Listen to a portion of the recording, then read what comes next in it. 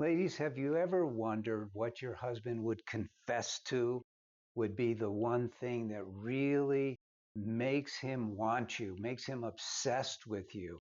That's what this video is all about. I'm Paul Friedman. I founded the Marriage Foundation, and I want you to know how to do it. Now, before we go there, and I'm not leading you on or doing a bait and switch, but I want you to know that just knowing this one thing isn't enough. You know, if you have a bad soup, for instance, and someone says, oh, all you have to do is add a little coriander, it's not going to work. You have to have your marriage firing on all 6 cylinders so that it's really functioning well. But then when you use this little magic trick I'm going to share with you, oh my God, your husband will become obsessed with you, literally obsessed with you. So here's what we're going to do. I'm going to start by giving you that, and then I'm going to give you other ingredients for the soup we call your marriage. And it's going to be the most wonderful soup for both you and your husband. So the trick is touching your husband, but not sexually. I'm talking about touching your husband caressingly, lovingly, pouring your energy from your heart, through your arms, through your fingertips to him. And where you touch him is important too. It should be either his heart, his chest, his face, or even his head. And it should be accompanied by a smile. It will make him so attracted to you that he can't even stand it. And he'll say quickly, oh, I like that, or I love you, you're amazing. Now, we were talking about your marriage as a soup.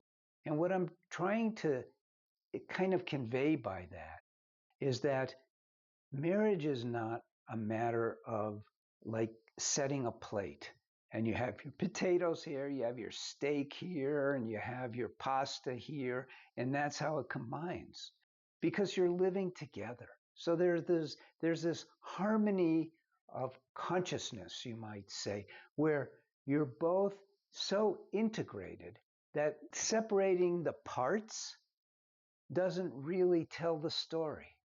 Yet the parts, the ingredients, are all super important. And I think of it more as a soup than an entree, a plate with these different things. Now I'm going to share with you the most important ingredients in your marriage. Number one, and this is really number one, is to recognize that your husband loves you, but he needs to be assured that you love him too. And you cannot do that with words. Words don't really convey love. You know that. If your husband tells you he loves you, but you know he's mad at you for some reason, you're not going to feel loved. Not at all. We see through the words. Actions speak louder than words. So there's things that you don't want to put into your soup. You don't want to put in complaining. And you say, well, what if I have something I really have to complain about? Well, here's the thing. That which you want to complain about is going to pass. Or you might ask yourself, is this really that important that I have to burden him by complaining to him? And the answer is 99% of the time, no, it's not. Another thing that you should not put into your soup is criticism. You don't have to criticize your husband. You love him. Yes, you know every flaw that he has. You know every mistake that he makes. You know every blunder that he takes. Leave it alone. You don't want to add that into your soup. It's like putting poison in. All it's going to do is make him feel bad. Is that what you want to do? Make your husband feel bad? Some women say, well, yeah, he should feel bad. No, he shouldn't. You didn't get married in order to have a tit-for-tat marriage. You didn't get married in order to have a competition about who treats who better or worse. You got married because you want to be happy. You want that flow of love and happiness that you had in the very beginning to continue to the very end of your lives. So don't undermine that. Don't do that. Another ingredient that you never want to put into your marriage, even if you discover that, and I'm not going off on a whole different topic, even if you discover your husband is not faithful to you. You know, we help thousands, literally thousands of women since I began this in 2001 whose husbands have been unfaithful to them. I don't consider it the end of the marriage. I consider it a real sign that your marriage hasn't been functioning properly. And for that, we have now, I've written a couple of books and they're great, Breaking the Cycle and Lessons for a Happy Marriage. But if your husband is unfaithful, then you really want to get the online course for women. And trust me, it works. You could go to our website and you could see all of the reviews that we have. Don't condemn your husband. Don't criticize your husband. Don't complain to your husband. Don't confront him. Don't confront him. You may know for a fact that he's looking at porn all the time, sexting women, strange women, sending money to some floozy in Russia or something. What you do instead is you work on recapturing the love of your marriage. I'm sorry I got off on this. Somehow I was moved to do so. Now let's go back to the ingredients you want to put into your marriage. The number one ingredient you want to put into your marriage is the love building in your own heart, constantly creating, cultivating that love in your heart for your husband.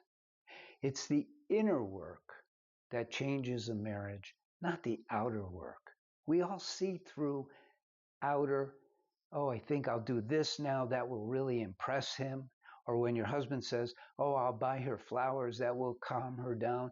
You know, the flowers are nice, yes, but is it going to calm you down a little bit?